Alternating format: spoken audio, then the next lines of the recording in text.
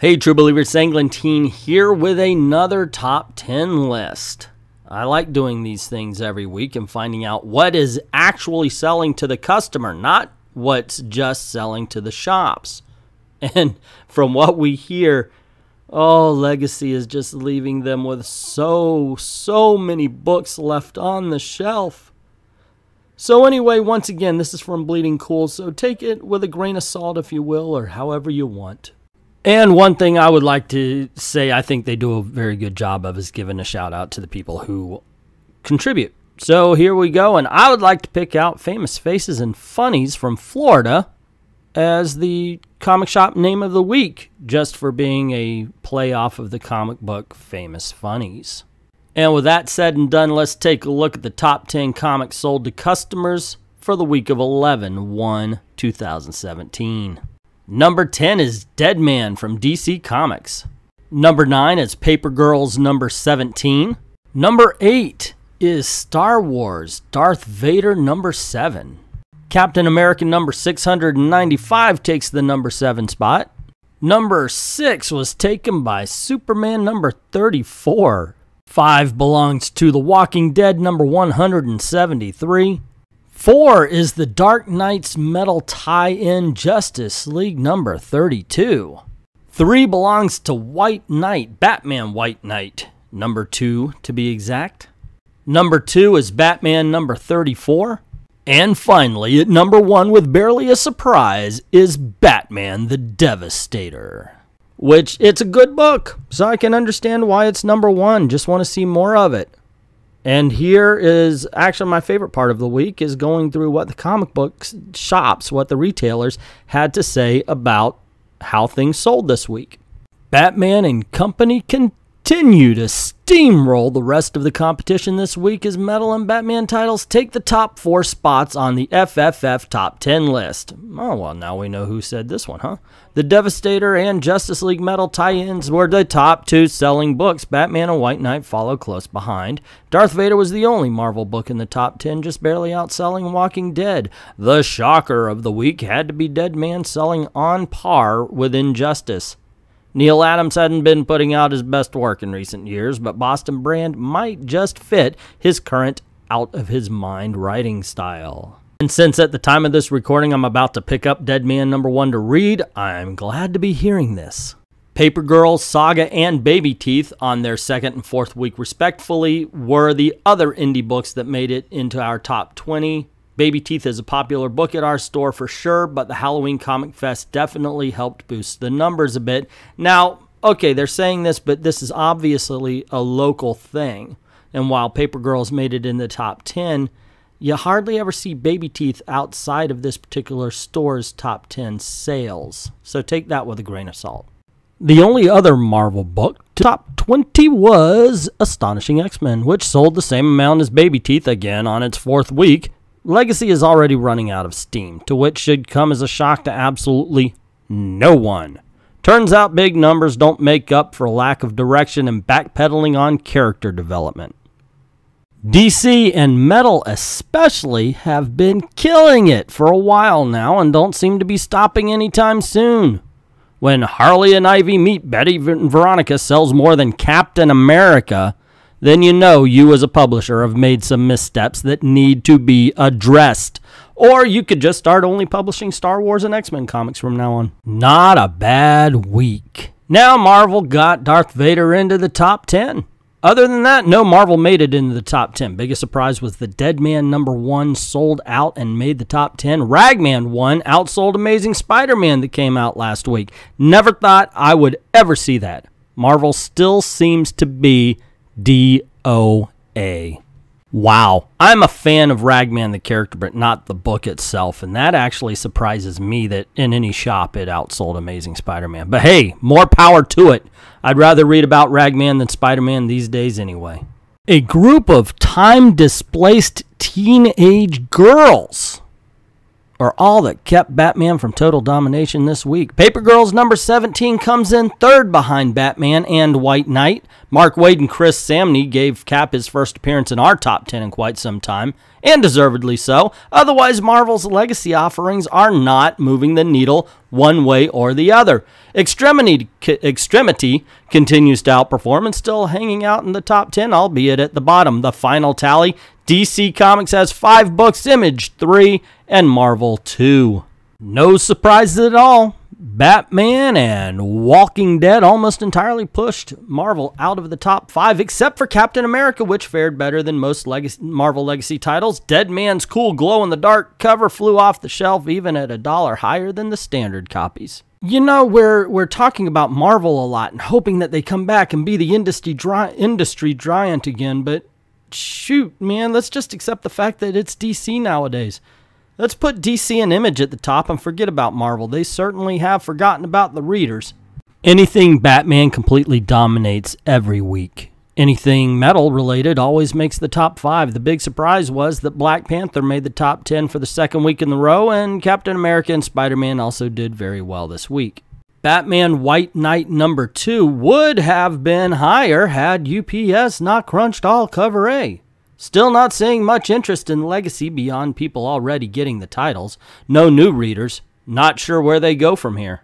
Unfortunately, it really does seem like Marvel is destroying readership now in hopes for that projected 51%. I've said this before.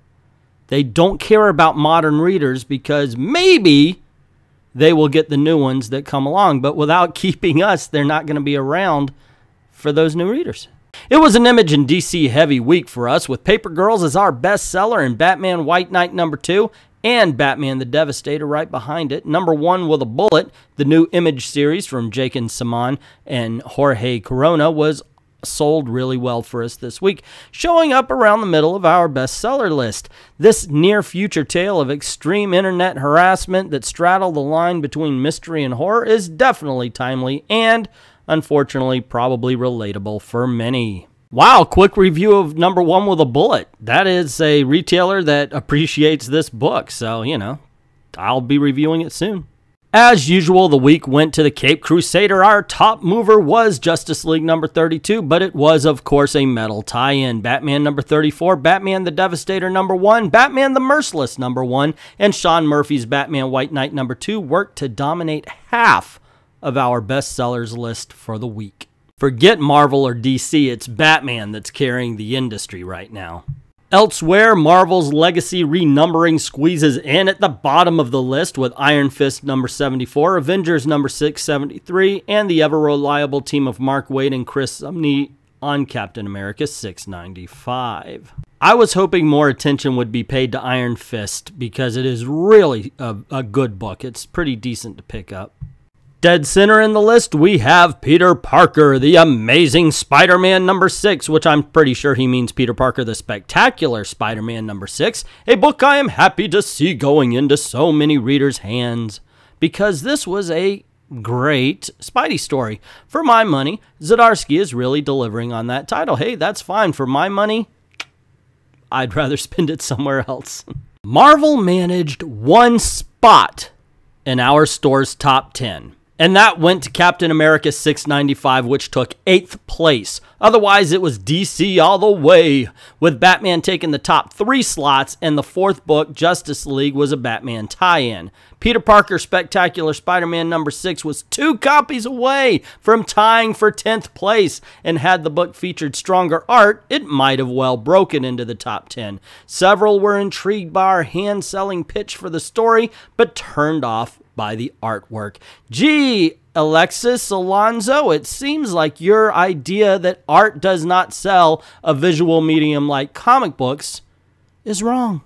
But those are just the sales of the quote floppy unquotes. Tommy Boy Brevoort always says that Marvel's dominating in the digital sales. So let's check out the top 10 Comixology, since that's the world's largest digital comic shop, to see exactly how they're doing. Number 10, Paper Girls number 17. Number 9 is Captain America 695.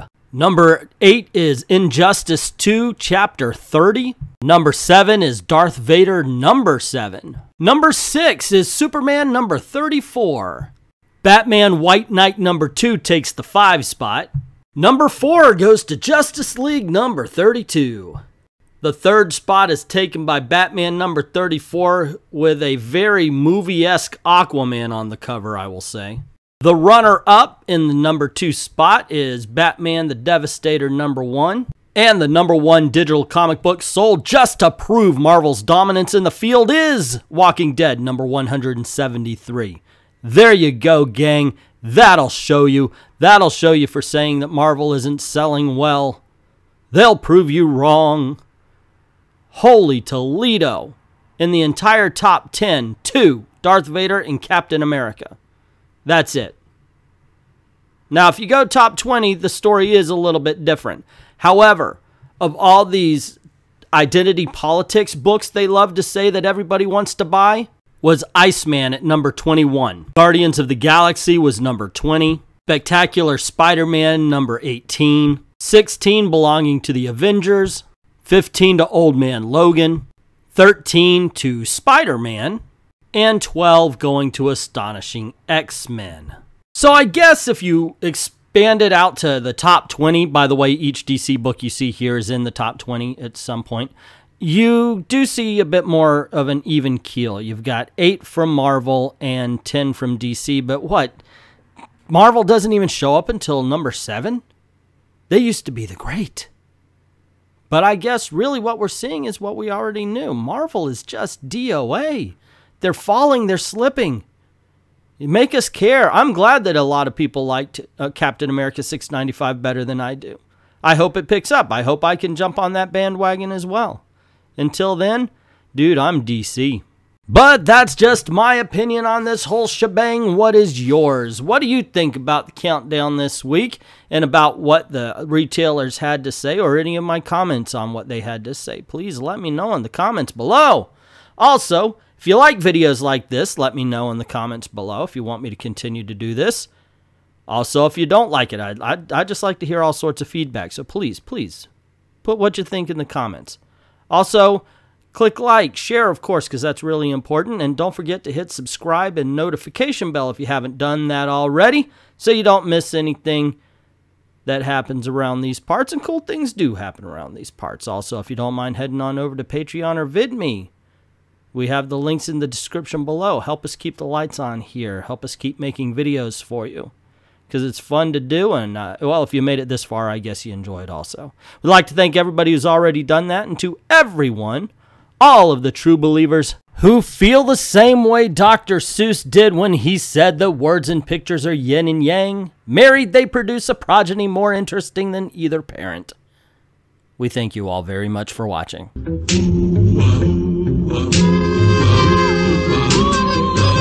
When criminals in this world appear and break the laws that they should fear and frighten all who see or hear, the cry goes up both far and near for underdog.